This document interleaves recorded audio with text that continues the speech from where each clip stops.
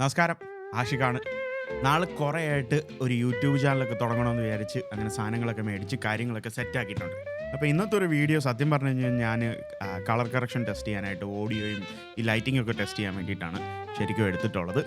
പക്ഷേ ഞാൻ വിചാരിച്ചു എന്തായാലും ഒരു വീഡിയോ എടുക്കുന്നതല്ലേ, കുത്തിയിരുന്ന് ഈ എഡിറ്റിംഗ് ടേബിളിലൊക്കെ പാസ് ചെയ്ത് വിടുന്നതല്ലേ, അപ്പോൾ കാണാൻ വേണ്ടിയിട്ട് റെഡി ആയിട്ടിരിക്കുന്ന അല്ലെങ്കിൽ ഇത് കാണാൻ വേണ്ടി വിടുന്ന ആൾക്കാർക്ക് ഒരു എൻ്റർടൈൻമെൻറ്റ് ആയിക്കോട്ടെ എന്ന് വിചാരിച്ചു. അതിൻ്റെ ഇടയ്ക്കൂടെ മറ്റേ ബോബി ചെമ്മണ്ണൂരിൻ്റെയും ഹണി റോസിൻ്റെയും കേസിട്ട് എന്തായി, പുള്ളി പുറത്തിറങ്ങുമോ? മറ്റേ ബോബി ചെമ്മണ്ണൂർ പുള്ളി ജാമ്യം കിട്ടിയില്ല എന്നൊക്കെ ഇന്ന് വാർത്തയിൽ കണ്ടായിരുന്നു.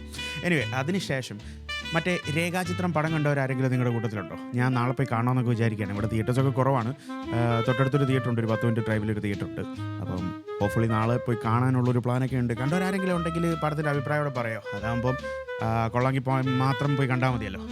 എനിവേ, ഈ വീഡിയോയിൽ എത്ര ലൈറ്റിംഗ് ഉണ്ടെന്ന് നിങ്ങൾക്ക് കണ്ടുപിടിക്കാം. നിങ്ങൾക്കൊരു സിനിമാറ്റോഗ്രാഫറിൻ്റെ മൈൻഡ് ഉണ്ടെങ്കിൽ ഈ വീഡിയോയിൽ ഏകദേശം എത്ര ലൈറ്റ് ഉണ്ടെന്നും എത്ര ലൈറ്റ് ഉപയോഗിച്ചിട്ടുണ്ടെന്നും ഏതൊക്കെയാണ് ഈ ലൈറ്റിൻ്റെ പൊസിഷനാണെന്നും പറയുവാണെങ്കിൽ താഴെ കമൻറ്റ് ചെയ്യുക.